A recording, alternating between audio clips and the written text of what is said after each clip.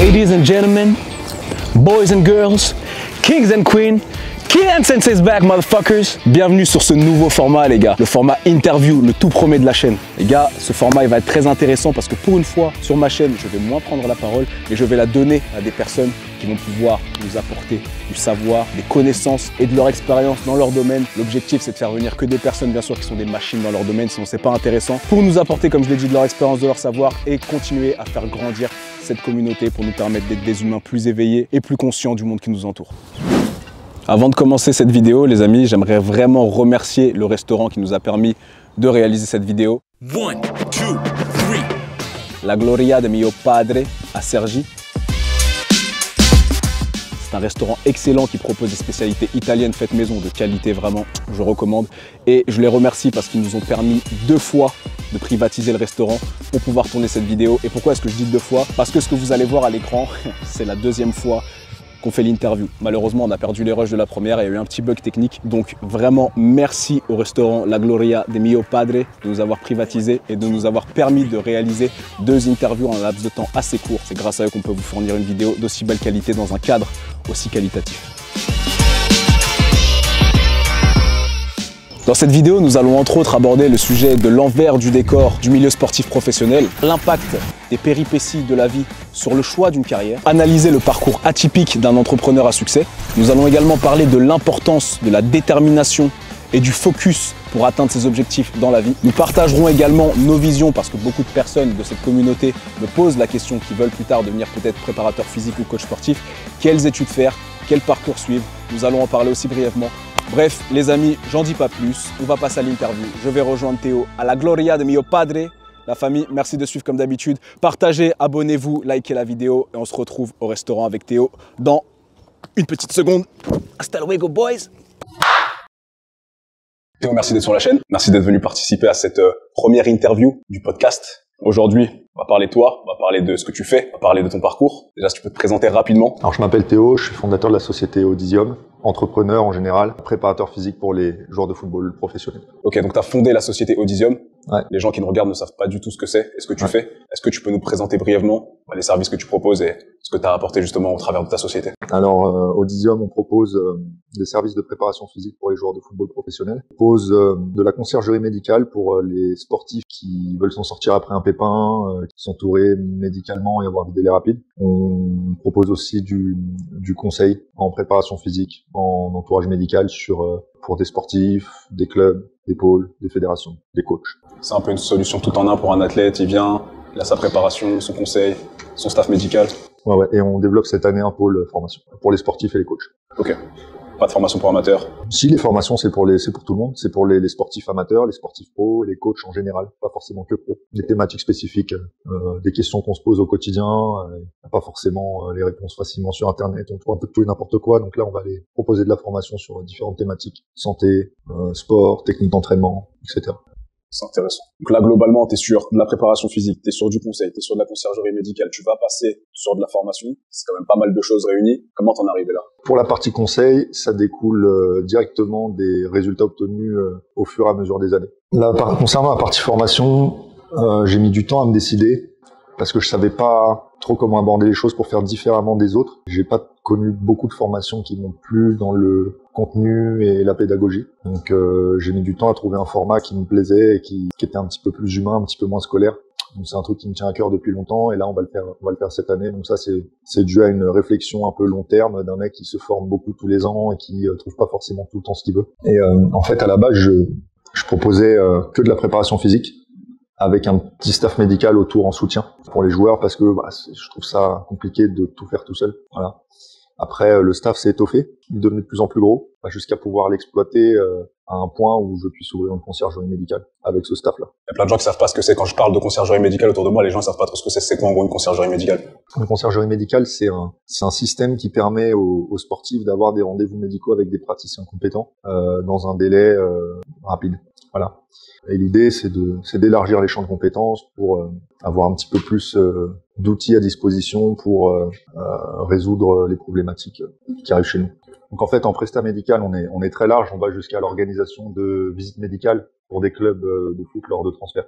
Du coup, tu fais même des transferts. C'est quoi le plus gros transfert que tu as eu jusqu'ici? Le plus gros, c'est Ibrahima Konaté, de mémoire, hein. Je crois aux alentours de 40 millions entre Leipzig et Liverpool. Donc on était mandaté par le club de Liverpool pour organiser la visite médicale à Paris. Un club comme Liverpool, genre il arrive, il te trouve. Tu trouvais comment d'ailleurs? Enfin, c'est le recruteur actuel de Liverpool que je connais, qui était avant recruteur du Paris FC, qui s'appelle Rachid Cliffy, qui m'a contacté pour cette mission. Voilà. Ouais. C'était sympa. Une fois, pour l'instant. Ouais, puis ça s'est très bien passé, donc j'espère à l'avenir encore, mais pour l'instant une seule fois. C'est lourd d'avoir Liverpool dans ses clients. Club de prestige, c'est cool. Ok. Moi de mon côté, t'es le seul que je connais qui fait tout ça, qui mélange autant de disciplines dans une seule et unique boîte. Elle t'est venue comment l'idée de faire tout ça? En tant qu'athlète, j'ai subi les failles du système qu'on pourrait croire en tant que spectateur ultra rodé, mais en fait qui est non seulement bancal, un peu archaïque et on va dire animé d'une quantité impressionnante d'intérêts de toutes sortes. Les gens qui connaissent pas, ils ont l'impression que c'est un système qui roule parfaitement, que tout est au top niveau à chaque fois, mais une fois que tu commences à t'y intéresser, et toi encore plus, une fois que tu me baignes dedans, et en tant qu'athlète et en tant que pro, je pense que tu vois un peu ce qu'on pourrait appeler à l'envers du décor. Ouais. Alors c'est pas si simple, c'est jamais quand ça marche pas, c'est jamais totalement de la faute d'un système, de la faute d'une personne, tout est compliqué à faire marcher ensemble, il y a énormément comme j'ai dit d'intérêts, d'images, d'ego, de financiers, il y a plein de trucs à faire marcher ensemble et très souvent il y a toujours une partie qui converge pas dans le bon sens. Donc nous on se retrouve avec mandaté par des joueurs pour régler des problématiques parce qu'ils en ont marre d'être au milieu de tout ce raffut d'intérêts. J'ai envie de te dire quelque part, les failles du système c'est bon pour le business du coup pour toi? Bah, de toute façon, pour tout entrepreneur, quand il y a un besoin, qu'il y a quelqu'un qui trouve ce besoin, qui arrive à monter un service ou quelque chose pour combler ce besoin, ça s'appelle une innovation. Même je pense que c'est une motivation aussi extérieure de dire aux yeux des gens, une grosse entreprise, on va dire, je sais pas, peu importe, le PSG, l'Olympique de Marseille, peu importe les gros clubs, tout roule. Et au final, toi, tu sais que non, derrière, t'arrives et tu vas montrer aux gens que, même en étant toi tout seul, entre guillemets, avec ton petit staff, tu peux faire mieux que ce qui se fait. Parce qu'au final, c'est pas juste du m'as-tu vu et de la poudre aux yeux, mais au final, derrière, il y a vraiment quelque chose de concret, quoi. Comme je l'ai dit, c'est pas si facile. C'est-à-dire que si moi je bossais pour un club, je sais pas si je ferais mieux que ce qui se fait déjà. Dans le sens où il y a vraiment une quantité impressionnante d'informations à prendre en compte. Ça veut dire qu'il doit y avoir des contraintes quand même importantes. Clairement, c'est quoi l'envers du décor? Il y a tellement de paramètres qu'on pourrait pas tous les évoquer. Mais pour faire simple, c'est comme dans tous les métiers. Des personnes qui peuvent se prétendre de très haut niveau, il y en a pas beaucoup. Juste dans le foot, rien qu'en France, maintenant que le national est considéré comme professionnel, il y a 60 clubs qui sont considérés comme professionnels. Ensuite, économiquement, la plupart des clubs de N2, N3 sont à la hauteur du monde professionnel de beaucoup d'autres sports. Sachant qu'il y a à peu près 200 clubs de N3 en France, il y a à peu près une soixantaine de clubs de N2. Ça fait 320 clubs qui financièrement sont à la hauteur ou plus d'autres disciplines, on va dire. Donc ces 320 clubs, ils ont les moyens de s'entourer d'un staff à temps complet ou à temps partiel. Est-ce que tu penses qu'il y a 320 staffs en France compétents qui pourraient faire l'affaire? Moi, je pense que non, mais après, je sais que c'est aussi galère, justement, d'avoir le staff qui ferait l'affaire au bon endroit, au bon moment, qui fonctionne ensemble, etc. Du coup, faudrait quoi? Ce serait quoi la solution miracle? Pour qu'un staff soit efficace, il faut que chaque membre soit compétent, déjà, dans un premier temps. Ensuite, il faut qu'ils soient capables de bosser en équipe et de gérer leur ego quand ils sont pas d'accord. Ce qui est déjà très, très, très rare, et encore plus quand c'est des gens compétents. Et quand ils sont dans une structure comme un club de foot ou un pôle, il faut qu'ils veuillent s'investir à 200% pour avoir du résultat. Maintenant, dans leur cas, ils sont tous sur séjectable, concrètement. Donc, s'investir dans un projet à 200% quand tu sais que tu es sur séjectable, c'est tendu, ça donne pas envie. Voilà, ça donne pas envie. C'est clair. Il faudrait que chacun habite à côté du club, que chaque membre compétent habite à côté du club pour pouvoir intervenir dans le club. Il y a quand même des clubs, on va dire, qui ont assez de pouvoir financier pour permettre à leur staff de vivre proche, non? Oui, mais généralement, ils travaillent avec des staffs proches. Ils peuvent faire déménager un médecin, un prépa, un machin. Oui, c'est possible. Mais ils feront pas déménager tout le staff. Et puis, il faudrait aussi que chaque membre du staff accepte de gagner un peu plus, pareil ou moins, dans un projet où il y a énormément de contraintes par rapport à quand tu es libéral. Tu pourrais gagner pareil ou plus en étant indépendant. Après, c'est peut-être le côté prestigieux de travailler pour un club sportif pro qui les attire et qui fait qu'ils arrivent à faire ce sacrifice consciemment. Oui, non, mais clairement, je pense qu'il y a des passionnés qui veulent bosser dans un milieu spécifique et tant mieux pour eux. Maintenant, on va dire que ça réduit encore l'entonnoir dans le sens où il faut aussi qu'ils soient passionnés par ce milieu-là spécifiquement, qu'ils aient envie de se mettre les contraintes dans la tronche pour bosser. Et ça fait quand même énormément de paramètres pour qu'à la fin, ça fasse un staff cohérent.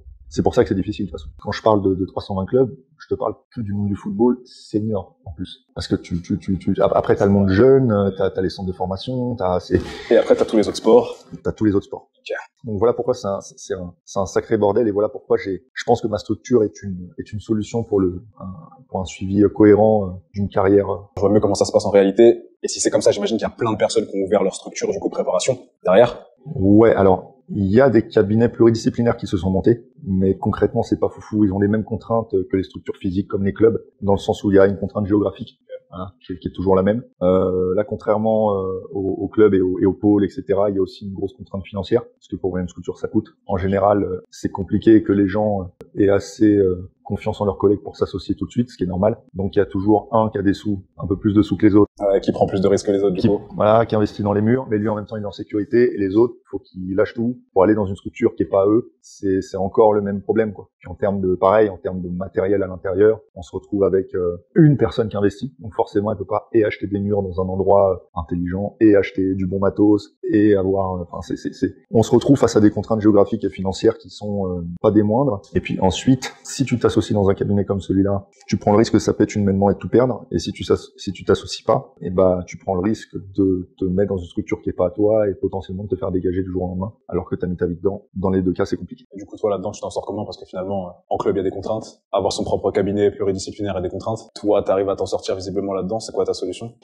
Alors c'est simple, chacun a son cabinet. En fait, je bosse avec différents libéraux qui sont tous leurs propres patrons, ce qui permet d'être complètement libéré de toutes ces contraintes. Ma seule contrainte, c'est une contrainte géographique, mais qui est délimitée globalement sur l'Île-de-France. Donc c'est pas une si grosse contrainte que ça. Ouais, donc en gros, les gars, d'habitude, ils arrivent, ils ont tout au même endroit. Toi, ils doivent se déplacer chez un praticien, puis chez l'autre, etc.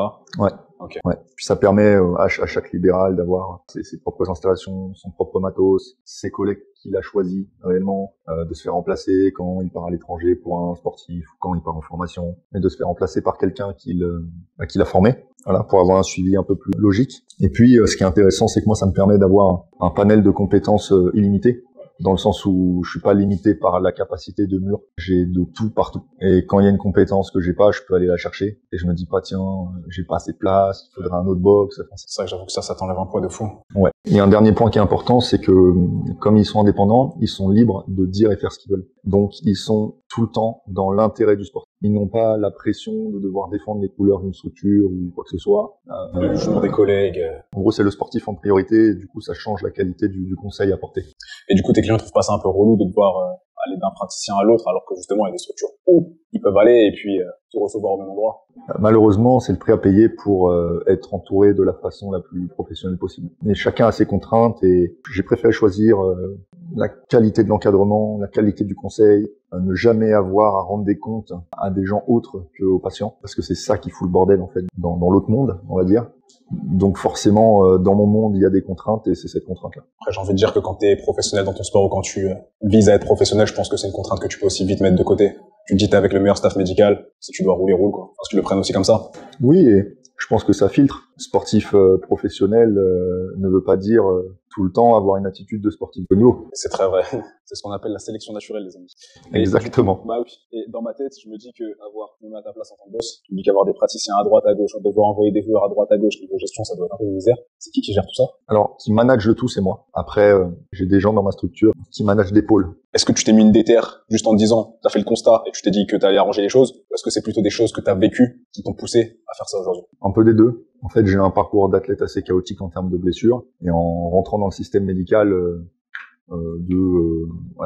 libéral ou de grosses structures, ou comme l'INSEP, de pôle, j'ai jamais trouvé de réelles solutions à des problématiques un peu compliquées. Quand je posais la question aux autres, j'étais très loin d'être le seul. Donc c'est un peu mon histoire, et un peu aussi un constat dans cette période-là. Ok, donc ça, c'est ce qui t'a poussé à te mettre dedans, et qu'est-ce qui te motive, on va dire, au quotidien à continuer justement de t'investir là-dedans? Déjà, j'aime le sport, toutes les valeurs que ça inculque. J'ai toujours été un compétiteur, donc j'aime aider des compétiteurs. Je me souviens du côté un peu animal qu'on avait, et quand on était athlète, et là du coup je me retrouve bien dans ce que j'aide en termes de préparation physique. Après, en termes de médical, mon histoire a fait que j'ai monté cette structure, et je me retrouve beaucoup dans les personnes qui viennent me voir. Je me retrouve dans leur discours, dans leur détresse.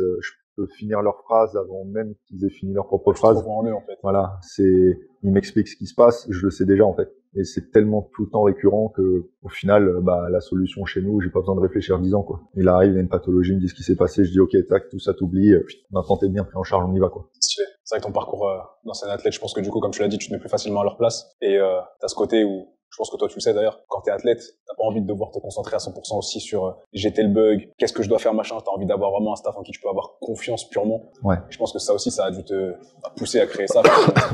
Tu t'en as manqué, donc aujourd'hui t'as envie de l'apporter aux autres. Quand t'es dans une impasse et que c'est pas de ta faute, t'as un sentiment d'impuissance qui est horrible. Ouais, des fois ça en vient, t'as plus envie de manger, t'as plus envie de dormir. En fait, toi t'as un objectif, tu sais ce que tu veux, et tu te retrouves là, tu te dis putain mais moi je suis juste blessé, quoi. J'ai juste un truc que normalement n'importe quel médecin qui a fait 11 ans d'études en médecine peut m'aider. N'importe quel kiné qui a fait 5 ans d'études peut m'aider. Et ben non, ça se passe pas comme ça. Alors, on aimerait bien que ça se passe comme ça. Pas besoin d'être athlète pro pour avoir ce sentiment de frustration. Ouais. Même le monsieur, madame, tout le monde qui s'éclate un truc, il doit aller voir 3-4 praticiens pour avoir un constat bon, quoi, tu vois. Et je trouve ça fou, moi, aujourd'hui, de se dire que tu peux pas vraiment faire confiance facilement à des personnes qui sont censées être des professionnels de santé, quoi. Ouais, c'est la roulette russe. Ouais, carrément. C'est la roulette russe. Après, t'as un niveau d'exigence quand t'es athlète pro, où t'as le moindre petit souci, tu peux compenser à droite à gauche, ça peut vite partir en couille, donc t'as besoin d'avoir des gens de confiance à qui te référer quand t'as un problème, quoi. Du coup, t'étais athlète de haut niveau dans ta jeunesse.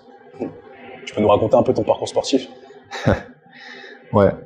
Alors, j'ai pratiqué la gymnastique au début, de mes 3 ans à mes 9 ans. Ensuite, j'ai fait du tennis, à peu près de mes 9 ans à mes 14 ans. J'ai commencé l'athlé aux 13 ans, jusqu'à 22. Voilà. 22, c'est une belle carrière, 9 ans d'athlé.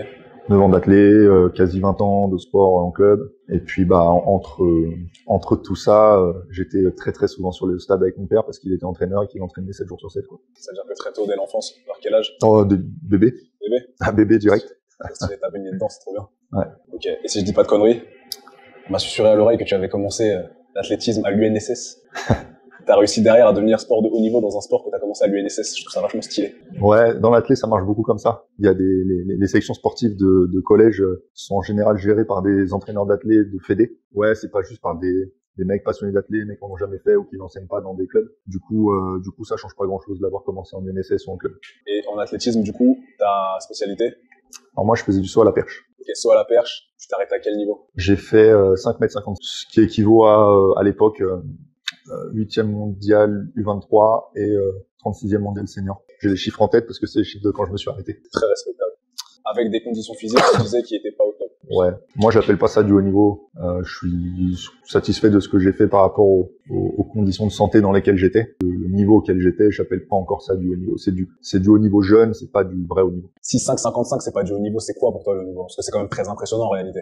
Tout dépend des sports. En athlé, si tu fais pas partie du top 15 mondial, tu gagnes pas ta vie. Voilà. Donc pour moi, le haut niveau, en athlé, c'est équipe de France senior récurrent, voilà, au minimum. Parce que même équipe de France senior récurrent, il y a des disciplines où il y a pas de niveau en France et du coup, c'est pas non plus du haut niveau. C'est vrai qu'il y a beaucoup de sports où tu peux être pro et pas nécessairement bien gagner ta vie. Ça, je pense qu'il y a beaucoup de gens qui s'en rendent pas compte. Ils pensent que directement, statut d'athlète pro, c'est-à-dire que t'as la belle vie, que tu gagnes des centaines et des centaines, enfin des dizaines de milliers d'euros. Alors qu'en fait, c'est pas du tout comme ça que ça se passe. Ouais. Après, ça n'engage que moi ce que je dis. Hein. Oui. Voilà. Il y a des gens qui vont se sentir à haut niveau par le fait de s'entraîner tous les jours, ce que je comprends. Moi, j'appelle plus ça avoir une attitude de sportif professionnel. Voilà. Après, le résultat même, un résultat de haut niveau, c'est un résultat concrètement dans ton sport, enfin, pour moi, qui te fait gagner à peu près ta vie, quoi. Je vais parler que de l'athlé parce que le reste je connais pas. Je pense que gagner sa vie en tir à l'arc, ça doit être compliqué, tu vois. Mais on va aller chasser dans la forêt. Voilà. Mais en athlé, pour moi, le vrai haut niveau, c'est équipe de France A régulièrement, qualifié au championnat du monde, qualifié aux Jeux Olympiques. Ça, c'est du vrai haut niveau. Rien que dans ma famille, j'ai mon frère et ma belle-sœur qui ont fait du vrai haut niveau. Ah, la génétique de champion dans la famille. C'est magnifique. C'est trop stylé. Et toi, de ton côté, t'étais un gars plutôt talentueux ou t'es plutôt le gars qui a dû charbonner comme un malade parce que il y avait pas nécessairement ce qu'il fallait dès le début? J'étais pas du tout talentueux. C'est beau, ça. Toi, c'est bien, t'es un peu parti du bas. C'est la preuve que, avec du travail, de la déterre, de la passion et un entourage aussi, parce que je pense que sans ton entourage, ça n'aurait pas été la même chose. Sans l'entourage aussi, tu peux finalement aller dire atteindre les sommets quelque part. En tout cas, on voit que, peu importe d'où on part, finalement, le travail, ça éclate toujours le talent, comme on dit. Ouais, je pense que c'est une grosse part de la réussite. Je suis content de pas avoir été très talentueux parce que ça me sert énormément dans ma façon d'enseigner maintenant. Quand je vois un mec en face qui est, là on parle de football, qui a du talent footballistique mais zéro qualité physique, je sais, j'en suis persuadé, qu'il peut atteindre du haut niveau physique pour du football. Les footballeurs professionnels ne sont pas des athlètes, ne sont pas des footballeurs américains, ne sont pas des basketteurs. Le niveau physique moyen du footballeur professionnel est atteignable par quelqu'un qui n'a pas non plus beaucoup de talent, par du travail intelligent et bien cadré. Mais ça, c'est aussi en grande partie dû à ce qu'on leur fait faire comme type d'entraînement. Dans les sports terrestres, donc j'exclus, alors sport terrestre, pédestre même, j'exclus vélo, roller, tous ces trucs-là. Debout sur tes deux pieds. Voilà, debout sur tes deux pieds. Je pense que c'est le sport le moins bien enseigné concernant le travail physique. Pour rebondir sur ce qu'on disait juste avant, parce que là on s'est un peu éloigné du sujet, tu t'es arrêté quand même vachement tôt, toi, je trouve, en athlé. Tu regrettes pas de t'être arrêté aussi tôt, alors que justement t'avais un potentiel plutôt élevé, quoi, t'étais bon. Quand j'ai fait la transition athlé prépa physique, j'avais tellement de motivation, tellement de ce petit goût d'inachevé qui me donnait, on va dire, cette hargne, que je me suis mis à bosser comme un dingue et j'ai jamais arrêté. Ça fait 10 ans que je bosse comme un dingue et que j'ai jamais, dans ma vie, je ne vois personne bosser autant que moi. Dans ma vie, je ne vois personne bosser autant que toi non plus. Je peux confirmer, 100%. Et du coup, je comprends grave que le fait de pas avoir été au bout de tes objectifs niveau athlé, ça t'ait donné une déterre supplémentaire pour ce que tu fais actuellement. Du coup, j'ai l'impression que t'as eu tu savais déjà ce que tu voulais faire très tôt, en fait. T'as commencé à quel âge, en gros, concrètement, à te dire, plus tard, je serai prépa? Moi, j'ai commencé à entraîner à 17 ans. J'ai commencé la prépa club à 19 ans. Et j'ai commencé la prépa individuelle à 20 ans. Je savais que je voulais faire prépa. Ouais, en fait, très tôt, ouais. J'avais l'idée vers 16-17 ans d'aller dans le foot parce que je voyais déjà les failles. Mais c'est quand je suis vraiment rentré dans le monde du foot aux alentours de 18-19 ans que là, j'ai su que je voulais faire ça. Et puis le fait que tu traînes sur les stades depuis petit avec ton père, je pense que ça a contribué vraiment à ça, quoi. Tu te voyais quand t'avais 6-7 ans faire comme ton père? J'ai voulu être prof de sport à un moment, ouais. Mais prof de sport, genre prof de PS à l'école? Ouais. Okay. Puis après, t'as vu ce que c'était vraiment. J'ai vu l'évolution de l'éducation nationale et des élèves. Je pense que moi, avant d'être leur coach sportif, je voulais être prof de PS aussi. J'ai vu à quel point c'était éclaté. Ouais. Désolé pour toi, prof de PS. Là, c'était un logo, quoi. Ouais, et malheureusement, ça va pas aller en s'arrangeant, cette affaire. Moi, tu me dis que t'as été athlète de haut niveau en commençant avec quasiment aucun talent et juste du travail difficile. Bon, du coup, dans ma tête, on est sur Kylian Sensei, savent pourquoi je m'appelle Kylian Sensei, Kakashi, bien sûr. Toi, tu me fais penser un peu à la mentalité Rock Lee. Ouais, je pense que quand on est sportif et qu'on veut optimiser son potentiel, le personnage de qui il faut s'inspirer, c'est Rock Lee. Ouais. Le travail sera toujours plus fort que le talent. Hein. Ça, on le trouve tous les jours. Et on est beaucoup d'ailleurs à le trouver tous les jours. Mais pour les gens qui ne savent pas, je pense que je me considère comme fanboy Naruto, mais l'homme que vous avez face à vous a appelé son chien Gaara, son fils Idan. Là, il nous dit qu'il s'est inspiré de Rock Lee. J'imagine que t'es un fan d'anime, t'es un fan de manga. Ouais, c'est vrai. En fait, j'ai commencé à aimer les mangas à 22-23 ans. Avant, je comprenais pas parce que je regardais ce qui passait à la télé. Et ce qui passait à la télé, ça passait en français. Et ça, c'est pas le bon plan. Donc, c'est des potes sûrement qui ont dû me dire, mais regarde en sous-titré. J'ai commencé à regarder en sous-titré et là, c'est un autre délire. Compris. Ouais. Bah ouais, c'est puis Naruto spécifiquement dans tous les mangas que j'ai regardé en tout cas, c'est un manga, je trouve, qui est très intelligent, très intéressant. Il y a plusieurs histoires dans la même histoire. Il y a plusieurs personnages qui nous font penser à des gens qu'on connaît tous. Et il y a plein de nazes qui deviennent bons. Il y a plein de bons à la base qui sont surpassés par des nazes à la base. Non, il y a plein de trucs. Je pense que quand t'es sportif et que t'aimes les mangas, t'es obligé d'aimer Naruto. Les valeurs qui sont partagées dedans sont ouf. Ouais. Je pense que tout l'univers est fou aussi. Et comme tu dis, de voir des bouseux finalement qui deviennent des piliers. Je pense des piliers, vraiment des personnages très importants, très forts. Aussi voir que chacun peut évoluer en fonction de ses motivations propres. On a vu certains qui ont évolué dans les ténèbres. On va prendre les Itachi, les Sasuke, les Gaara aussi, qui derrière arrivent peut-être aussi à utiliser cette force négative. Parce qu'aujourd'hui, on dit souvent, surtout aux hommes, notamment gars qui regardent cette chaîne, etc., que faut toujours avoir des motivations saines et positives, etc. Mais parfois, dans la douleur et dans la noirceur, on arrive à trouver une certaine force. Moi, je suis pas d'accord avec ça. Je pense que chacun fonctionne différemment et moi, quand je parle aux sportifs, quand je leur demande de trouver des motivations, des images qui font kicker leurs hormones avant une série ou quoi, peu importe qu'elles soient négatives, positives, rien à foutre. Moi, les images étaient très sombres. Ce que je me disais avant une série ou avant de sauter, quand j'avais peur d'y aller, mais qu'il fallait y aller quand même, c'était pas forcément du positif. Et pourtant ça marchait. Ouais. C'est que l'adrénaline, c'est l'hormone la plus puissante pour développer 100% de notre force max, on va dire. Et que l'adrénaline, on la sécrète beaucoup par la peur. Système sympathique. L'instinct de survie, c'est l'instinct de survie qui sécrète le plus l'adrénaline. Et justement, je pense qu'aller chercher une force un peu ténébreuse, ça nous donne envie d'en sortir des ténèbres. Tu vois, je pense qu'il y a je sais pas trop, d'être fort peut-être dans les ténèbres, de sortir des ténèbres. Mais c'est vrai que dans tous les cas, dès que j'ai utilisé pour prendre l'exemple tout simple, les gars qui se font humilié par une meuf tège et tout, tu les revois 3-4 mois après, c'est des monstres. C'est des monstres, ils ont utilisé justement cette motivation un peu noire. Ouais, je pense pas qu'ils se disent bon allez maintenant je m'y mets pour moi machin. Ils y vont avec un seum pas possible, écouteurs capuche, ils envoient et puis après mais au final c'est toujours juste pendant l'acte. Quand tu sors de ce truc-là, t'es content, t'es fier, c'est juste une force que tu vas puiser pour l'instant. Tu l'as utilisé. En fait, le problème des émotions négatives, c'est qu'il y a des gens qui les subissent et il y en a d'autres qui les utilisent. Ouais. Et si tu sais l'utiliser plutôt que la subir, forcément ça devient vraiment une force. Si tu la subis, dans tous les cas, quoi que tu subisses, c'est négatif. J'ai vu beaucoup justement pas être dans ce truc-là et tout le temps que dans le positif. Et en fait, dès qu'ils avaient un petit problème qui leur tombait dessus, et ben c'était la fin du monde, quoi. Eux, pour eux, quelque chose de négatif, c'était forcément à subir. C'est ça quand t'es dedans, mais c'est une mentalité de victime.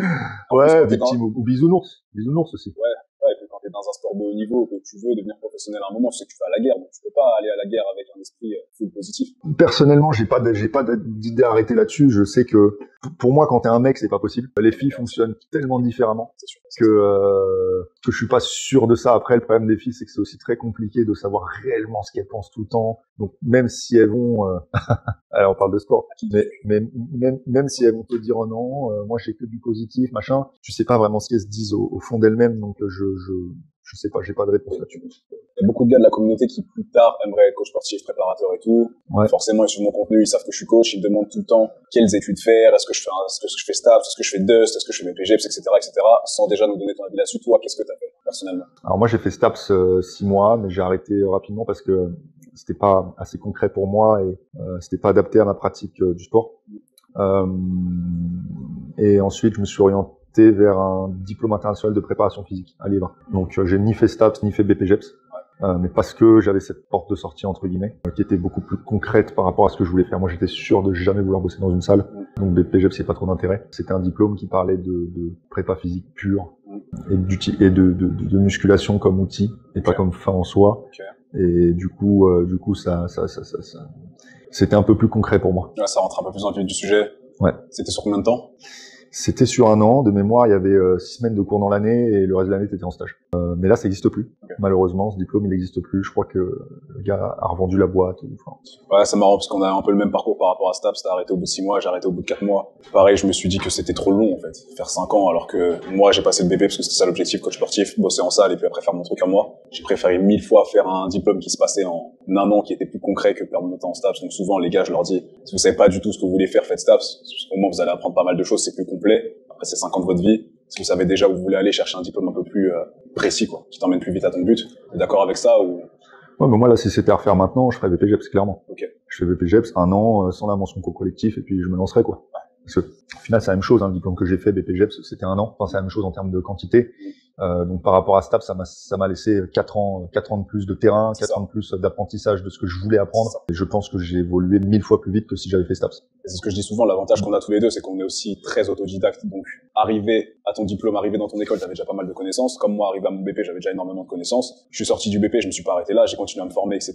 Peut-être que pour une personne qui a du mal à se former seule, qui a du mal à aller faire ses recherches, etc., prendre 5 ans à l'université, ça peut le faire. Mais franchement, les gars, si vous êtes vraiment déter, si vous savez où est-ce que vous voulez aller, allez au plus rapide, formez-vous tout seul, passez plus de temps sur le terrain, passez plus de temps dans justement l'activité concrète. Et je pense que vous serez beaucoup plus satisfait, quoi, vraiment. Ouais, puis au-delà de ça, je pense que STAPS à l'époque de mon père, ça avait un vrai niveau. Oui, ça c'est sûr. Là, avec la décadence, programmée ou pas de l'école, ça devient compliqué. Moi, j'ai souvent des stagiaires qui sortent de M2.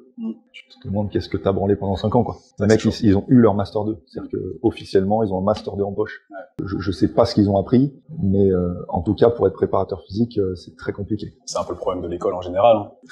Moi, je rigole quand je me dis qu'il y a des gens qui étudient le business à l'école. Parce que, leurs profs n'ont jamais de montée de business. C'est des gens qui n'ont jamais quitté les bancs de l'école. Et le gars prétend t'apprendre à monter des business et devenir millionnaire alors que lui, il est salarié de l'éducation nationale et qu'il a jamais monté ses propres trucs. Et c'est presque un peu l'image que je retrouve partout. C'est ce que dit Idrissa Berkane. Les dealers ont plus d'expérience du business que les profs de Harvard. 100%. C'est tellement vrai. Je savais pas qu'il disait ça, mais c'est tellement... Mais surtout que le business, comment tu veux apprendre du business, même les meilleurs businessmen du monde se sont tellement gourés. Le business, c'est que de laisser-erreur. Que tu peux apprendre les grandes règles, mais apprendre à faire du business. Moi, j'ai jamais fait d'école de business. Là, je suis entrepreneur, j'ouvre des boîtes. Je pense pas que j'aurais pu apprendre ça. Non, ça s'apprend pas. Je pense pas que ça s'apprenne non plus. Même si tu sors de l'école avec toutes tes connaissances, une fois que tu arrives sur le terrain, tu te dis putain, en fait, je sais rien. J'ai plein de méthodes, etc. dans la tête, j'ai plein d'informations, mais en fait, là, je suis dans le concret, je sais rien. Ouais.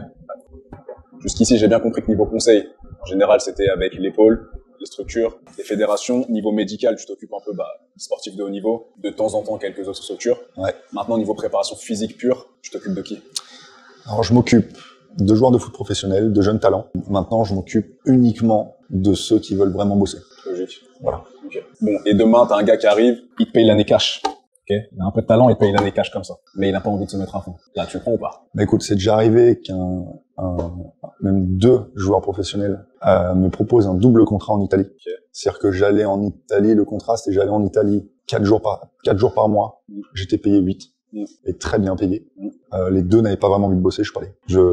Même pour beaucoup d'argent, j'arrive. Intégrité. Je sais pas si c'est de l'intégrité, parce que j'y arrive pas parce que ça me gave. Je préfère être avec ma famille, je préfère être chez moi, je préfère être avec les gens que j'entraîne et qu'on vit, plutôt que d'aller là-bas avec des gens qui ont passé 26 jours à se branler et moi j'arrive pour faire semblant 4 jours. Je vois pas l'intérêt. La motivation principale, c'est absolument pas l'argent. Ouais. C'est bien. C'est rare dans C'est parce que je peux me permettre aussi, je pense, mais aussi j'ai construit ça comme ça. Oui, tu peux te le permettre parce que tu as fait en sorte de pouvoir te le permettre. Ouais. Quelque part, c'est pas quelque chose qui t'est tombé dessus et c'est bien. Ça montre que même en étant très bien placé dans ce qu'on fait et tout, on n'est pas obligé de tout le temps avoir ce facteur argent en priorité et que justement, il y a des choses qui sont bien plus importantes. Tu le disais, passer du temps avec ta famille, passer du temps même pour toi, pour te développer toi, faire ce que tu as à faire, prendre ton temps. Ouais. C'est bien, dans ce monde-là, il y a encore des gens qui font croire à ces joueurs-là qu'ils peuvent y arriver sans trop forcer. C'est ce qui est arrivé d'ailleurs après. Ce double contrat, c'est quelqu'un d'autre qui l'a récupéré en faisant croire que c'était possible, qu'il n'y avait pas besoin de faire tout ce que je demandais de faire, etc. Parce qu'ils savaient que derrière, il y avait la signature, il y avait le chèque. Oui. Ou alors ils sont moins consciencieux que toi, c'est tout. Ça se trouve, ils voient pas les mêmes failles chez les joueurs que toi. Ça se trouve, le mec, voilà. Ouais, j'y crois pas à ça. Mais ça arrive souvent, ce genre de scénario? Très souvent? Très. Ok. Très. Et d'ailleurs, à chaque fois qu'ils choisissent une option, je travaille moins, ça marche jamais. Quand ils sont dans la merde, ils rappellent. C'est comme ça. Mais je suis persuadé que le monde du foot, il est vraiment à part par rapport aux autres mondes. Il y a beaucoup de gens qui réussissent actuellement sans trop bosser. Du coup, ça fausse un peu les vrais discours de travail. Mais tout le monde le sait que c'est en train de changer, que ça va être de moins en moins vrai et que si tu prends pas le pli maintenant, t'es dans la merde, tu vois. Les gens ils commencent à comprendre que le travail ça paye. Ouais. En fait. Parce que là, le profil dont tu parles, c'est le gars qui a du talent, qui s'en sort avec ses bases naturelles, qui bosse un peu, mais qui se dit je suis au-dessus du lot en faisant pas énormément, donc pourquoi je ferais plus, quoi. Ou encore, ils bossent même pas. Ouais. Les mecs, ils font leur entraînement en club le matin. Leur prépa, c'est 3 hip thrusts à 40 kilos et 3 pompes mal faites. Et ils pensent qu'ils sont protégés en faisant ça plus un peu d'élastique. Puis après, ils se plaignent qu'ils sont tout le temps sous anti-inflammatoires, qu'ils ont tout le temps mal partout, qu'ils se font opérer, ceci, enfin, le monde du foot est un monde très spécial à ce niveau-là. Et est-ce que tu penses que un jeune qui aimerait devenir professionnel dans le foot, il doit très tôt s'entourer? Ou est-ce qu'il peut d'abord faire confiance un peu à son club et une fois qu'il a financièrement vraiment les moyens d'être à l'aise, là, à ce moment-là, se prendre un prépa? Parce que quand on regarde les meilleurs, je peux parler des exemples les plus parlants, Cristiano Ronaldo, Zlatan, etc. C'est des mecs qui durent, c'est des mecs qui sont entourés à l'extérieur de leur club. Est-ce que ça, il faut essayer de le faire dès le départ, malgré le fait que des fois, ce soit un peu difficile financièrement? Je pense qu'il faut le faire pour tellement de raisons. Il y a déjà le fait que dans le foot, tu n'es pas formé à entraîner, à développer quelqu'un physiquement. Tu es formé à développer la motricité spécifique au football, mais pas la motricité générale. Okay. C'est-à-dire que tu te retrouves avec des gens à 20 ans qui font du foot depuis 10 ans, 12 ans, et ils savent rien faire à part du foot. Et donc, oui, tu peux t'en sortir. Quand t'as énormément de talent, tu peux t'en sortir sans ça. Mais réapprendre à tout faire à 20 ans, c'est pas pareil. Ouais, c'est sûr. Apprendre à poser ses pieds, à sauter, à réceptionner, la technique de course, un mouvement d'haltéro, de muscu, n'importe quoi. L'apprendre à 14 ans, c'est simple, ça va super vite. Ouais, c'est clair. L'apprendre à 20 ans, quand t'as déjà un peu de qualité physique, que t'es déjà un peu bousillé, que t'es dans le système, donc que t'as match tout le temps, que t'as jamais de temps pour t'entraîner. Que t'as eu le temps de développer de mauvaises habitudes, de mauvais réflexes, faut les désapprendre. Ouais. Okay. Pour moi, avant 12-13 ans, c'est bien de faire autre chose que du foot aussi, pour développer d'autres motricités, pour voir autre chose. Plus complet, en fait. Ça. Ouais.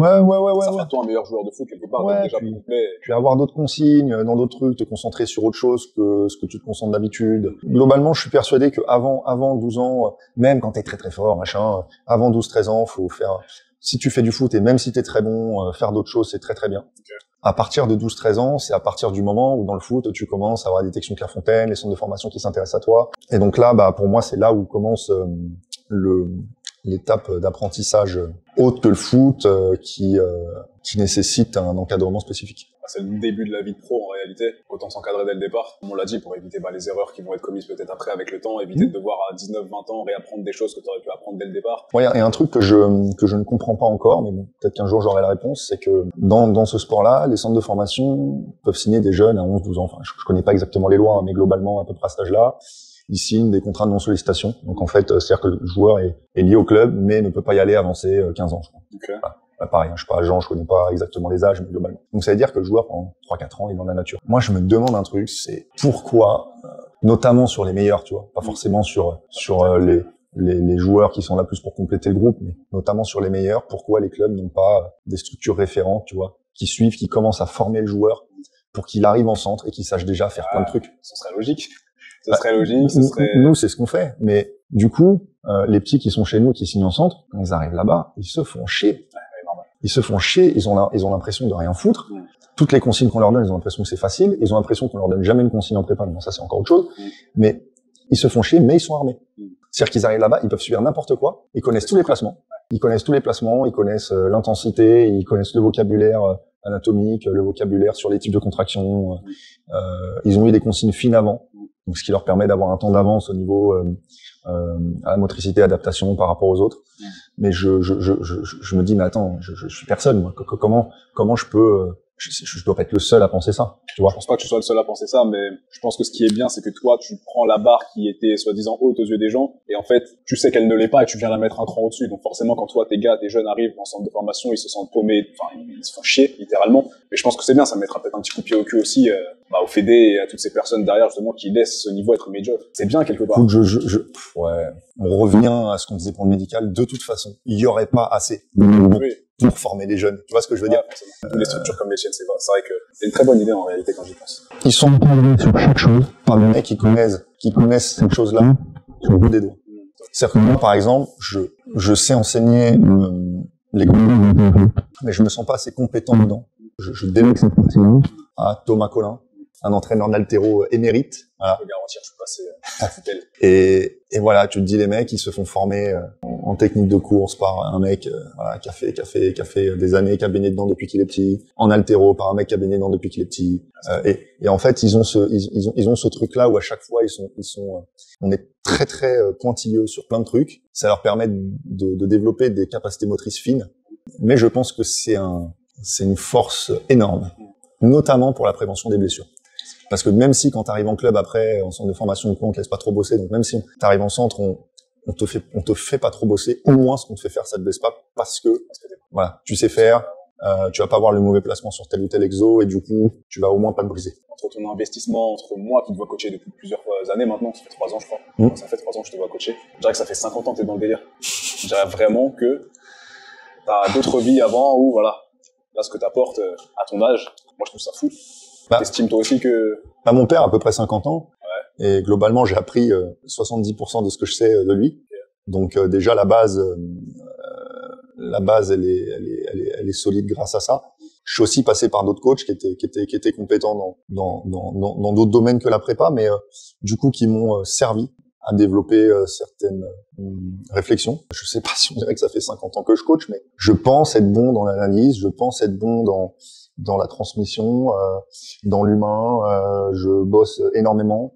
Et puis, je cherche vraiment tout le temps à m'améliorer. Je reste pas sur ma position. Ce qu'on fait, clairement, ça marche, mais je reste pas sur ma position. Je demande très souvent conseil. Même toi, je t'ai déjà demandé plein de fois conseil sur des trucs, pourtant que j'enseigne depuis des années, mais j'aime avoir d'autres points de vue. J'aime savoir s'il y a d'autres façons de penser qui sont aussi logiques, parce que quelque chose n'est pas logique, c'est une logique. Mais intégré dans un plan global, ce qui compte, c'est que toutes les choses que tu proposes soient logiques entre elles. Mais des fois, il y a d'autres façons d'être logique. Et ça, comme on fonctionne malheureusement uniquement avec notre propre cerveau, à part aller chercher l'information ailleurs, j'ai pas trouvé d'autres solutions pour l'instant. De toute façon, on dit que les meilleurs coachs sont aussi coachables. Et quelque part, c'est ça, ce que tu disais, ne pas se reposer sur ses acquis, même si t'es très bon dans ce que tu fais, que ça fonctionne, tu gardes toujours l'esprit et l'oreille ouverte justement à d'autres possibilités, d'autres méthodes. C'est bien. C'est ce qui va te permettre justement de te réinventer à chaque fois et de jamais stagner. Ouais, et je pense qu'il y a un truc qui m'a fait beaucoup de bien aussi, c'est d'être dans la santé. La santé m'a permis d'ouvrir les yeux sur les études, qui m'a permis d'ouvrir les yeux sur les études en général et pas que sur la santé. Et du coup, j'ai vu qu'il y a beaucoup de choses en prépa, parce que la santé c'est des budgets colossaux, la prépa c'est que dalle, qui sont en fait complètement biaisés dans tous les sens. Enfin, moi, je suis conscient qu'on ne sait pas grand-chose. Et si, ça peut paraître hyper arrogant ce que je vais dire, mais si moi je sais pas grand-chose, le gars lambda il sait pratiquement rien. Voilà. Donc voilà, ça, je pense que ça m'a beaucoup aidé d'être dans le domaine aussi de la santé, et du coup d'aller chercher aussi des réponses déjà ailleurs qu'en France, mais au-delà de ça, au ressenti. Pour moi, justement, qui te vois coacher assez régulièrement, ce qui est drôle dans ton style de coaching, c'est que on est partagé entre la masterclass du savoir, le truc où le gars va te donner les conseils les plus précis sur des choses de l'extérieur, tu vois même pas que ça bug, et en même temps, c'est un sketch comme pas possible, t'es capable de lâcher les blagues les plus inattendues. Comment tu trouves ton équilibre là-dedans? Ouais, en fait, c'est ma façon d'être. Voilà, c'est comme ça. De base, je suis un gros déconneur. Je suis devenu un gros travailleur quand j'ai switché en prépa, enfin un gros travailleur scolairement parlant. Oui. Voilà. Et du coup, je suis devenu un peu plus chiant qu'avant parce que parce que je suis focus tout le temps, quoi. Mais il y a toujours la nature qui revient au galop, et là ouais, de base je suis un gros déconneur, donc j'aime bien charrier, j'aime bien envoyer des petites blagues bien grasses quand il faut, mais on va dire on fait la part des choses. Ouais, clairement. Je pense que t'as trouvé le juste équilibre, la façon de faire. Et l'ambiance à l'entraînement, elle est tellement meilleure quand c'est comme ça, quand c'est vraiment naturel, que le gars en face, c'est pas juste un cyborg qui te sort, ok, les meilleurs conseils, les meilleurs conseils et tout, qui derrière, t'as l'impression qu'il a pas d'âme, tu vois, le type. Ouais. Donc, ouais, bah c'est comme ça. En tout cas, c'est une facette de moi-même que je peux plus exprimer avec les gars qu'avec les filles. Forcément. Tu me dis que dans le coaching, t'es un peu différent justement dans ta façon d'aborder les choses avec les filles. Je sais que, comme sûrement beaucoup de préparateurs ou coachs hommes, t'as longtemps hésité avant d'entraîner les femmes. Ouais. Qu'est-ce qui t'a fait changer d'avis? Et pourquoi aussi, surtout, parce que les gens ne savent peut-être pas, pourquoi est-ce que la plupart des préparateurs masculins ont peur de coacher la jante féminine? La plupart, je sais pas. Parce que la plupart, je suis pas la plupart. Il y a aussi des gros queutards, hein, on va pas se mentir. Bon, après, eux, ils ont pas peur. Donc, ils font pas partie de ceux qui ont peur.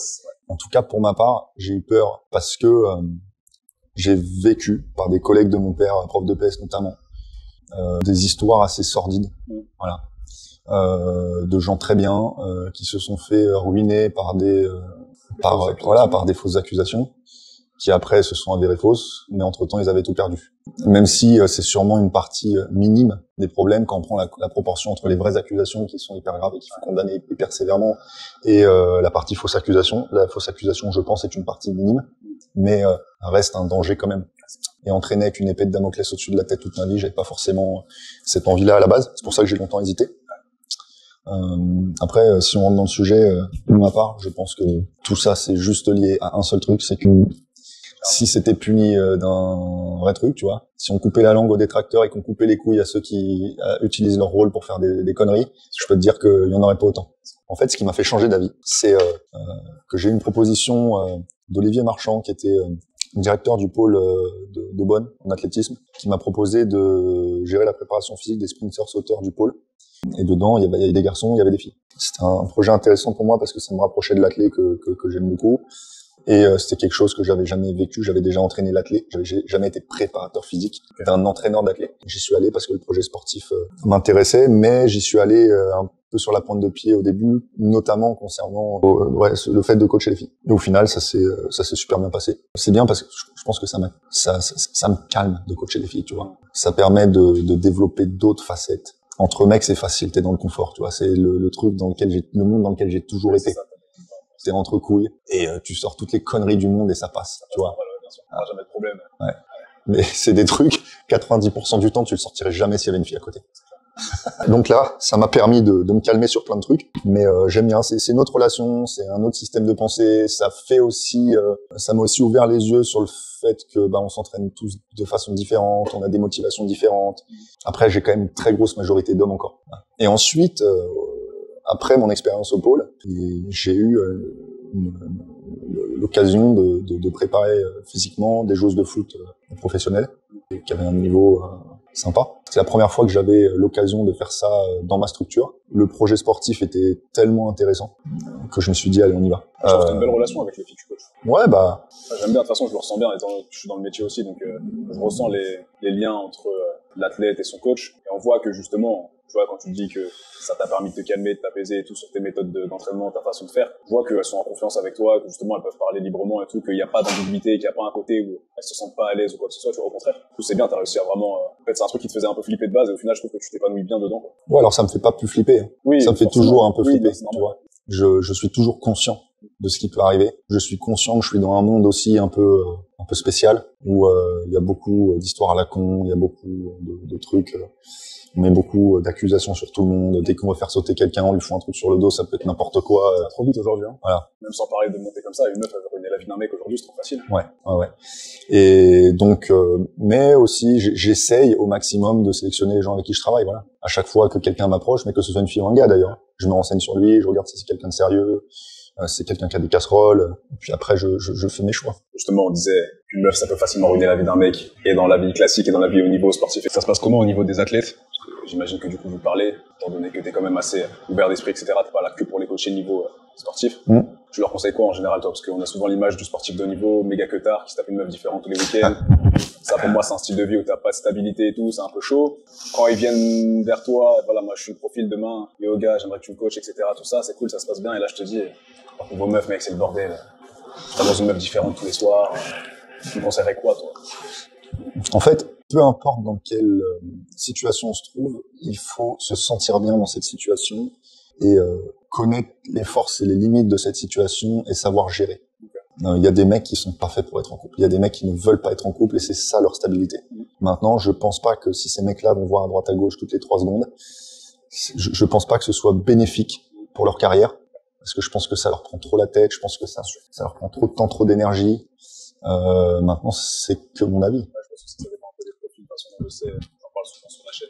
Chacun attend quelque chose de différent de la place d'une femme dans sa vie, en tout cas, comme si tu rentres chez toi le soir, t'as fait ton meilleur match et t'arrives chez toi, t'es solo et ça te touche vraiment, il faut remédier à ça. Si t'es avec une meuf qui croit pas en toi, qui te soutient pas au taquet, pourtant ça fait 5 ans que vous êtes ensemble, mais elle te met des bâtons dans les roues, il faut agir. Si le fait d'aller à droite, à gauche, ça prend du focus, de l'énergie, faut arrêter. Donc, comme tu dis, en fait, je pense trouver la meilleure solution pour toi, tout en étant conscient des limites aussi de cette solution à chaque fois et de ce que ça a réellement comme impact sur toi en tant que personne et aussi sur ta carrière. Bon, moi je sais que tu te mets pas énormément en avant, ni sur les réseaux, ni en interview télé, etc. Je sais que dans les clubs ça parle de toi, je sais que dans les fédérations ça parle de toi, je sais que ton nom il passe dans les vestiaires. Léo j'appelle. Mais je remarque que t'es pas le genre de gars qui peut trop se mettre en avant non plus. C'est une stratégie volontaire ou c'est dû peut-être aussi à un constat de ce qu'on met actuellement en avant, t'estimes que c'est pas réellement dans ton intérêt de trop parler, de trop te montrer. Qu'est-ce qui fait que t'as cette philosophie-là actuellement sur le sujet? Ça dépend dans quoi. Quand on me propose des interviews, des vidéos, parce que t'es pas le premier, t'es le premier que j'accepte, parce que j'ai confiance en toi, mais t'es pas le premier qui me propose. Et il y a une histoire de confiance. J'ai vécu ça avec des joueurs, notamment, qui m'ont dit, j'ai répondu ça à tel journaliste, il a tourné le truc en l'opposé. Mon frère aussi, qui a eu ces problèmes-là avec quelques journaux quand il était athlète, qu'on dit un peu n'importe quoi et qu'on pas retranscrit exactement ses propos.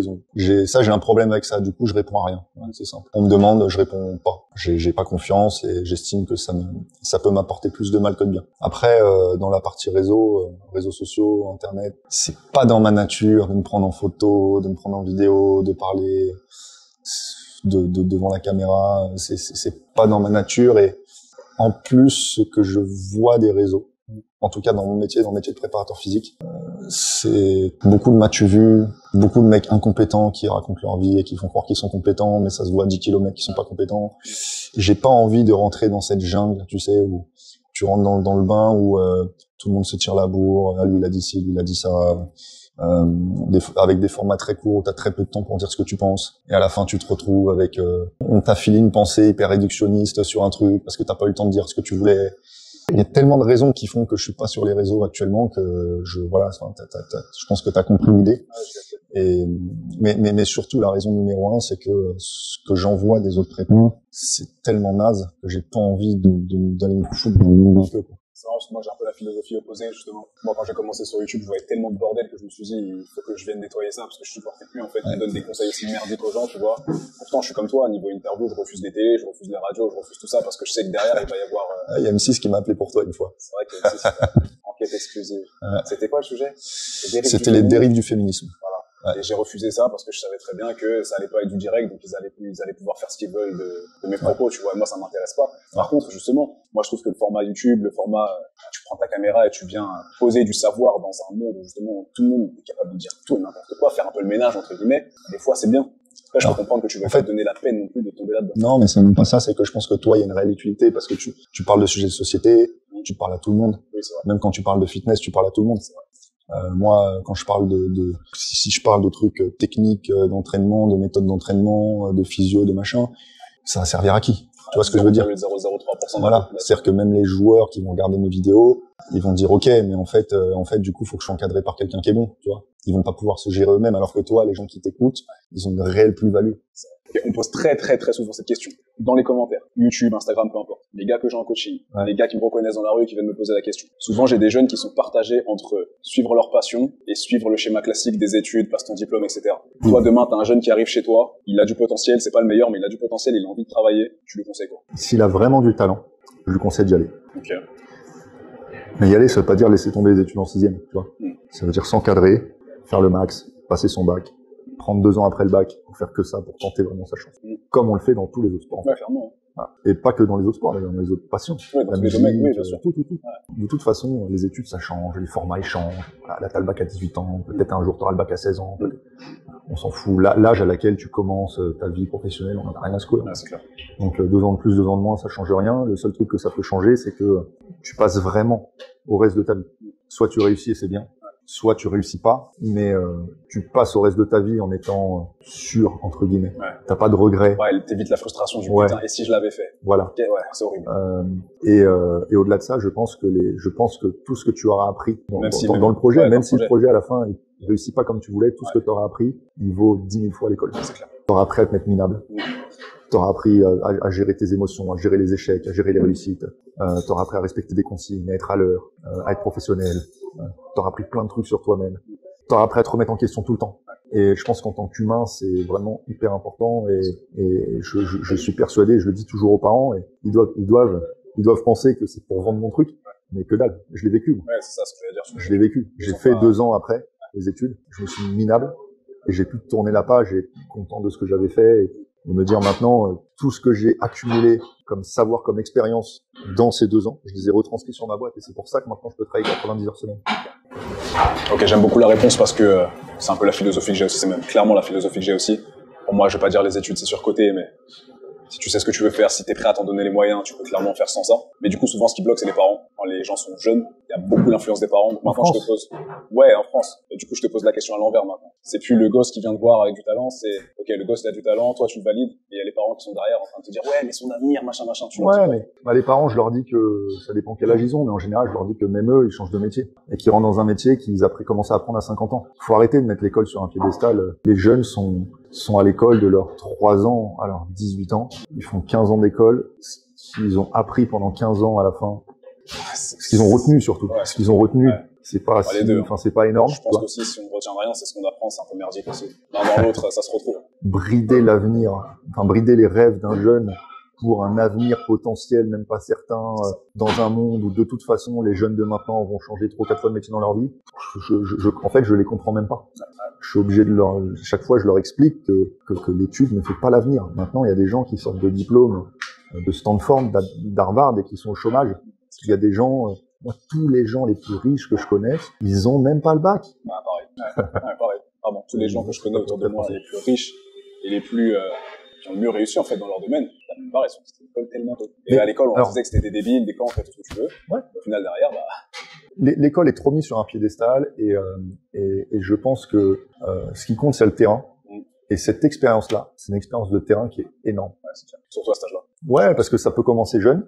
Donc c'est une vraie expérience. Ça peut commencer à 14 et finir à 20. Donc en fait, tu as 6 ans d'expérience d'investissement dans un projet. Pour moi, en tout cas, c'est pas rien. Et dans tous ceux qui ont tenté et qui ont échoué, entre guillemets, dans leur objectif de faire du haut niveau, j'en ai jamais vu un qui ratait sa vie. C'était tous des tueurs dans leur domaine.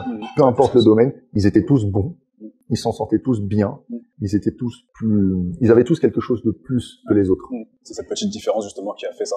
Et je pense, de toute façon, l'école, plus tu y restes longtemps à l'école, plus tu sors de là, tu connais pas la vie, en fait. connais pas la vie, tu connais pas le monde. Tu sors de là avec un bac +8, tu sors, t'es presque le plus bête, en fait, en intelligence de vie, en intelligence naturelle, entre guillemets. T'es presque le plus bête de tout le monde. Ah, mais moi, ce qui me fait rire, c'est que les parents, ça les dérange pas si leur enfant, après le bac, ils vont 1 an en Australie, puis après, ils font 1 an à travailler au McDo pour avoir un peu d'argent, mais ça les dérange qu'ils fassent 2 ans au taquet pour leur passion, sachant qu'en plus, quand tu fais ça, t'as du temps. Ça veut dire que tu peux t'engager dans une passion tout en prenant des cours d'anglais. Tu peux faire plein de trucs. Je comprends pas cette méfiance, mais c'est français.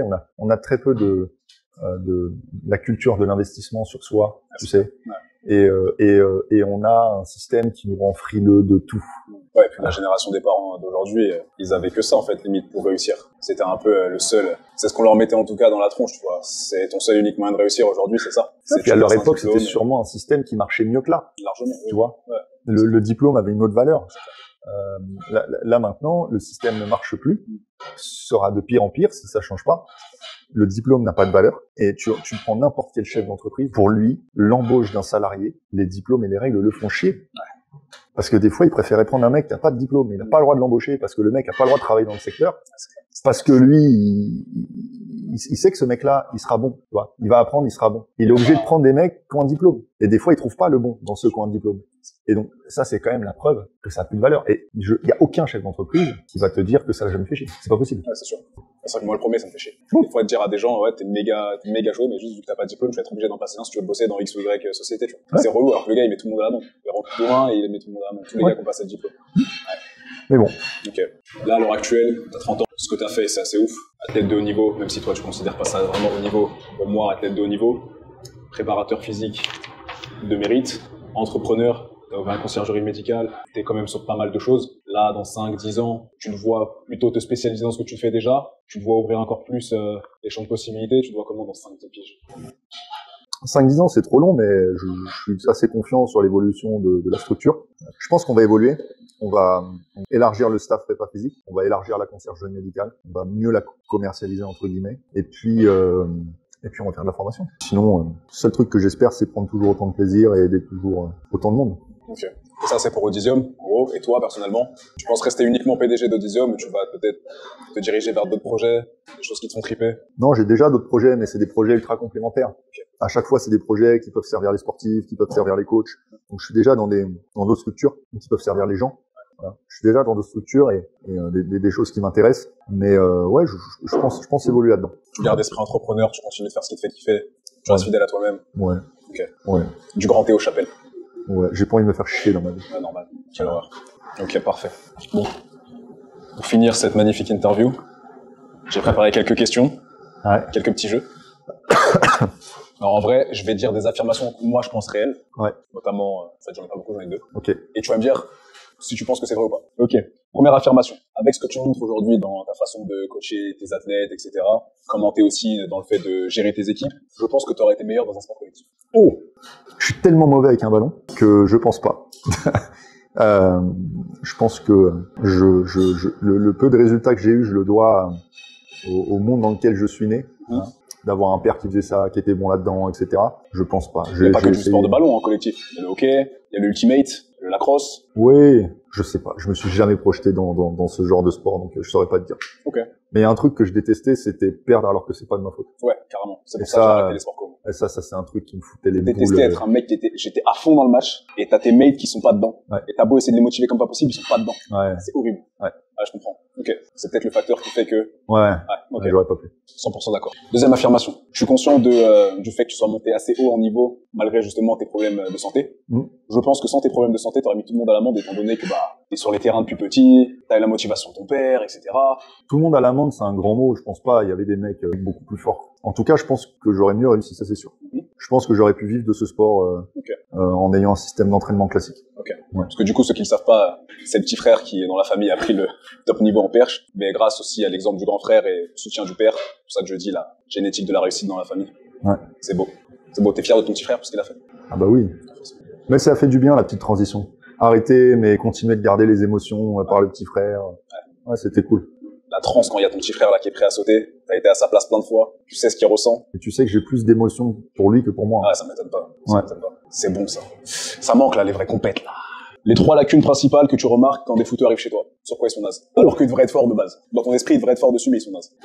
Il faut en choisir que 3. Bah, si tu veux 5, c'est bien. Mais je dis 3 pour classique top 3. Mais vas-y, 5, pourquoi pas. Ils savent pas courir. Ils savent pas courir. Pour des footeux, c'est chaud. Ouais. Moi, je me permets d'en placer un. Tu me dis, c'est vrai, ils sont faibles. Ils ont pas de force. Ils ont pas de force. Ok. Pas de force, pas d'endurance de force. En fait, ils savent pas courir, ils n'ont pas de force, ils n'ont pas de mobilité, ils sont pas souples, ils sont pas endurants à la répétition d'exercices. Ouais. Malgré qu'ils soient endurants à la répétition d'exercices spécifiques football, mais comme ils ne sont pas endurants à la répétition d'exercices spécifiques prépa, bah, ils se blessent. Ok.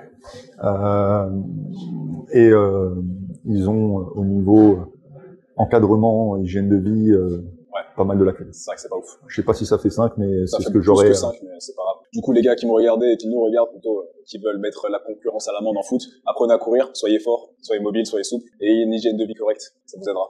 Question très simple, c'est plus personnel. Qui est ton joueur de football préféré de tous les temps? Didier Drogba. Didier Drogba. Ouais. Ok. Une raison particulière? Quand j'étais petit, je supportais l'Olympique de Marseille. Okay. D'ailleurs, là, je supporte plus aucune équipe. Ouais. Je supporte des joueurs, mais pas des équipes. Pareil. Mais ouais, il m'a fait vibrer. Didier Drogba. Ouais. Moi aussi, il m'a fait vibrer petit, notamment à l'époque Chelsea, avec Essien. Bah, d'ailleurs, j'étais pour Chelsea. En fait, j'étais pas pour Chelsea, j'étais pour Didier Drogba. Ouais, c'est ça. Ouais, bah, je comprends. Et je trouve que cette époque Chelsea, c'était beau. Et le fait qu'il y ait Drogba dedans, ça a fait monter le truc. Cette époque était ouf. Ouais. Manchester, il y avait Rooney, il y avait Cristiano Ronaldo, il y avait des équipes de fous, c'était magnifique. C'était sympa. C'était beau. C'est vrai que c'était beau. Ok. Bon, ton côté entrepreneur, je le respecte énormément. Il y a beaucoup de gens aujourd'hui qui comprennent que c'est pas en étant nécessairement salarié que tu vas péter les scores et être libre financièrement. Qu'est-ce que tu donnerais comme conseil aux personnes qui nous regardent, qui souhaitent entreprendre? Et si je peux poser la question différemment, si tu devais là tout recommencer à zéro au niveau entrepreneuriat, quels seraient les conseils que tu te donnerais à toi? Le premier conseil que je donnerais, c'est de pas être trop gentil avec les gens. Mais en même temps, être trop gentil avec les gens et te faire niquer, ça forge. C'est clair. Ouais, donc pas être trop gentil avec les gens sûrement, et être conscient que on n'est pas sur YouTube. C'est-à-dire, on n'est pas dans une pub Instagram. Entreprendre, c'est pas je claque des doigts et je finis dans un appart à Dubaï avec 5 meufs dans mon pieu. C'est énormément de travail. C'est des nuits blanches, c'est des prises de tête, c'est des mois où on bouffe que des pâtes. C'est mettre sa vie dans un projet. Si t'es pas capable de faire ça, si t'es pas assez passionné par ce que tu fais pour faire ça, le fais pas. Okay. Par contre, si t'es assez passionné, ne laisse personne te dire que c'est pas possible. Okay. Parce que le seul truc qui fait que t'es possible, c'est ta capacité de travail. C'est clair. À quel point tu crois en toi, à quel point t'es prêt à investir personnellement. Et ta résilience aussi. Ouais. Ta capacité à tomber et te relever. Et justement, je pense que entreprendre, c'est la meilleure école pour la résilience. Ouais. Vraiment. Parce que c'est là où t'as le plus d'échecs. En fait, quand t'entreprends, t'as pas le choix que de passer par tous ces échecs. En fait, t'as pas d'autre choix que de grandir. Automatiquement mis dans un monde souvent que tu connais pas, parce que quand personne t'apprend à entreprendre. Moi, personne m'a appris à gérer une chaîne YouTube, gérer une communauté, faire des projets, devenir coach, machin, tu vois. En fait, t'apprends. Je pense que c'est potentiellement la meilleure école de la vie, le fait d'entreprendre, parce qu'en fait, c'est toi contre toi. Et en même temps, c'est toi contre le monde, tu vois. Et puis, c'est la réalité. Ouais, c'est clair. La réalité, c'est que tu fais des choix, t'es obligé de les assumer. Quand tu fais les mauvais, tu prends le retour de bâton dans la tronche. Quand tu fais les bons, t'as la récompense. C'est la vie. Clairement, c'est la vie. C'est ça, l'école de la vie. Ce serait ça. Si t'y crois à fond, fais-le. Si t'es pas prêt à te mettre dedans à fond, le fais pas. Et sois pas trop gentil. Très bon conseil. De la part de quelqu'un qui a réussi. C'est pas un prof de business. C'est un businessman. Ok. Allez, dernière chose. Je vais te donner 5 noms de joueurs de foot. T'as le droit à un mot, normalement, pour les décrire. Mais si un, c'est trop compliqué parce qu'il te génère trop d'émotions, t'as le droit à 2 mots. Okay. Oh là, 2. C'est beaucoup. Ouais, c'est beaucoup. Ok. Bon, tu nous as dit Didier Drogba. On va commencer par Didier Drogba. Puissance et charisme.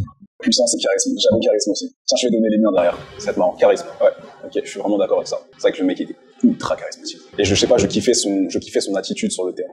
J'ai bien aimé ça chez lui. Ok. Deuxième joueur. Zinedine Zidane.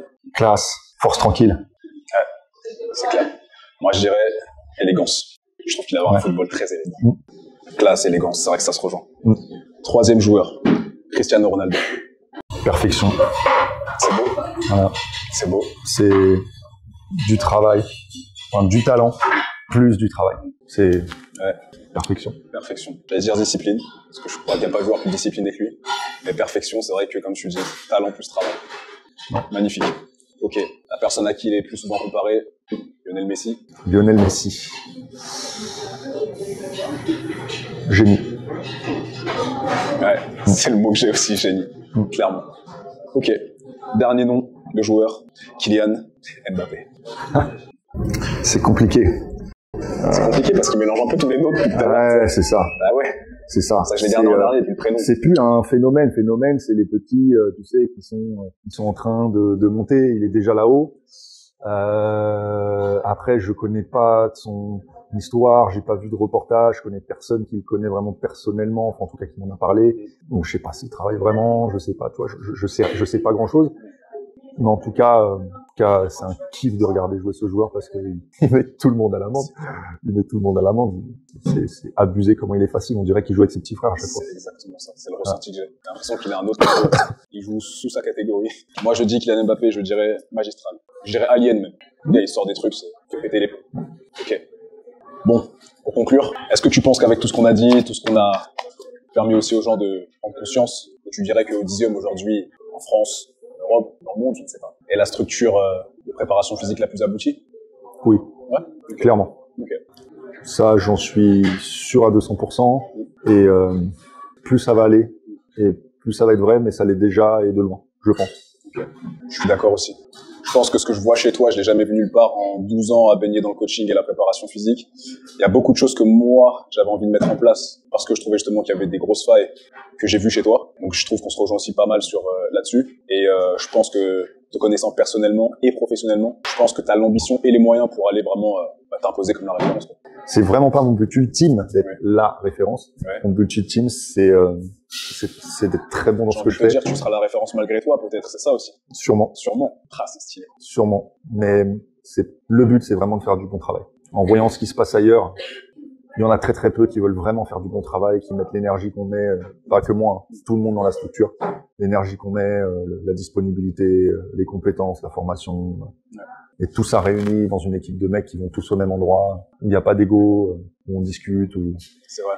Voilà, où le patient est la priorité dans le patient, client, ce que tu veux, est la priorité. Je regarde très souvent ce qui se fait ailleurs. Quand je vais à l'étranger et que je parle de la structure, j'ai jamais vu quelqu'un qui était pas impressionné de la structure.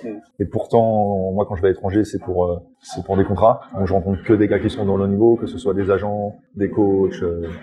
Donc, du coup, c'est pour ça que je suis aussi sûr de moi, sur ma réponse. Je pense que tu peux être sûr de toi. C'est bon. Pour les gens qui nous regardent, ceux qui nous suivent, parce qu'on peut te retrouver sur les réseaux, Insta. Ouais, Odizium, sur Insta, odizium.com. Merci de m'avoir invité sur ta chaîne. C'était une expérience que je redoutais, mais en fait, qui est passée toute seule. Je suis très content d'avoir fait cette expérience avec toi parce que t'es quelqu'un que j'estime et je pense en plus, au-delà d'être un humain que j'estime, que t'es un très bon coach et que ça fait plaisir de passer sur la chaîne de quelqu'un qui est un humain que j'estime et un très bon coach pour parler de coaching, c'est sympa. Je suis touché, genre, littéralement. C'est rare. Ouais, ça fait vraiment plaisir. Écoute, merci d'être venu, merci d'avoir accepté et merci de remettre un peu de sérieux dans ce qui se fait et de monter la barre parce que j'ai l'impression que cette société se casse un peu trop la gueule et que les choses ont tendance à être de plus en plus nazes, de plus en plus faibles, de plus en plus superficielles. Plaisir d'avoir des gars comme toi qui n'ont pas peur de travailler et qui n'ont pas peur de faire des vraies choses.